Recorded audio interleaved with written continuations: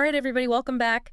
Today, we are diving into a story that's absolutely blown up online about this penguin chick named Pesto. Penguins are having a real moment. Yeah, they really are. And the CNN article we're looking at today explains why this little guy is so special. So Pesto is only 9 months old, but he's already huge, taller than both his parents.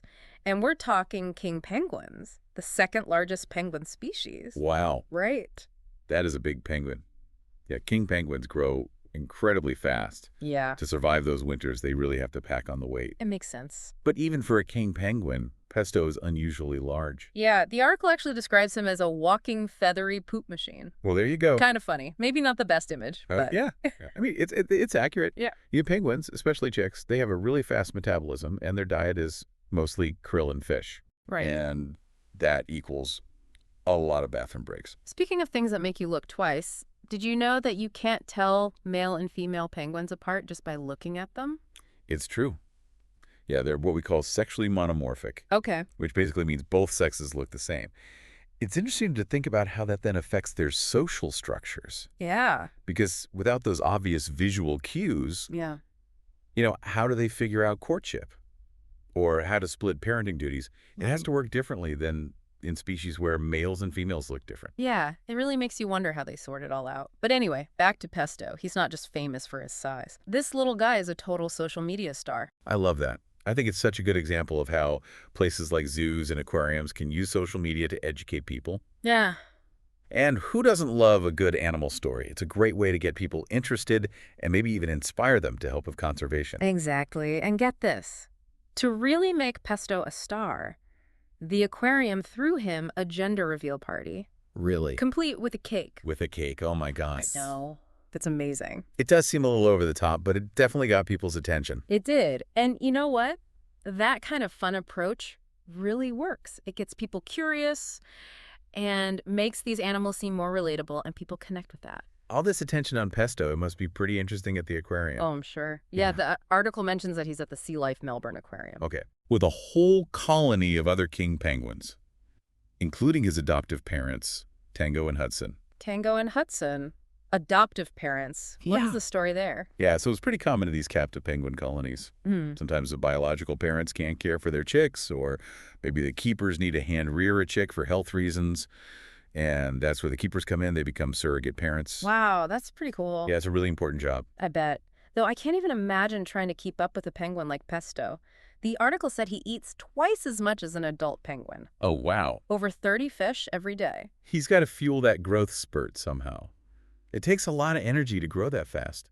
Think about it. He's developing waterproof feathers and getting ready for those deep dives, Right. building up all those energy reserves. Yeah, it makes sense he's got to eat a lot.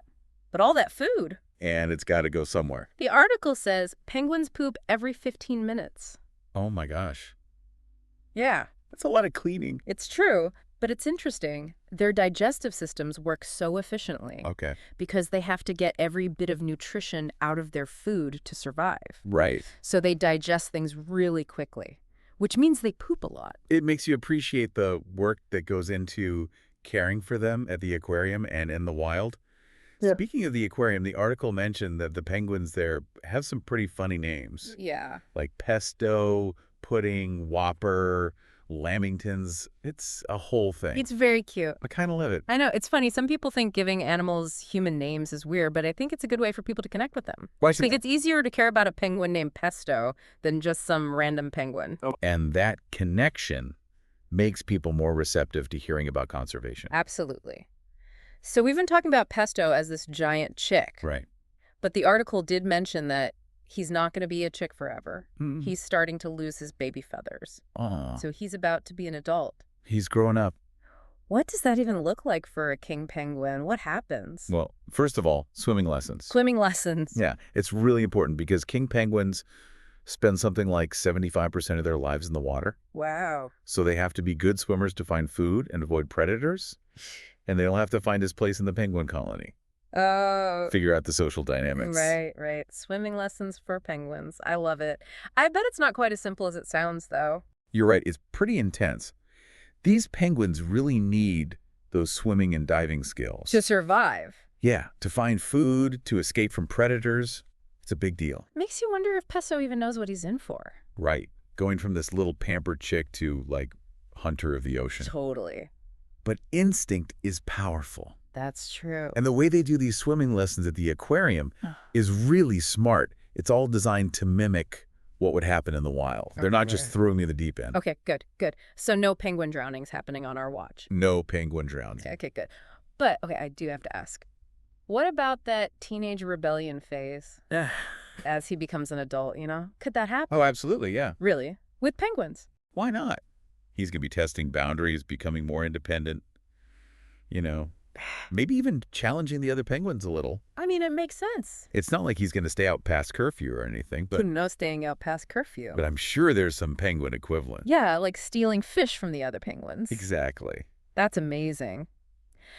But really, when you think about it, Pesto's story just shows how incredible these creatures are. It really does. They've adapted to live in some of the most difficult environments on Earth. Yeah. Like how? Well, think about it. Their feathers, how they keep them warm and dry, their dieting skills. They're incredible. They really are. Makes you realize how important it is to protect them. Yes, exactly. And that's something to remember. Every penguin is important. Every penguin. Even a famous one like Pesto, they're all part of this delicate balance. So I guess what we want our listeners to take away from this is that there are still surprises out there. Totally. Even with animals we think we know. Penguins. Right, penguins. There's always something new to learn. Well said. Well, on that note, we'll wrap things up here. Thanks for listening to our deep dive this week. And until next time, keep exploring and keep learning.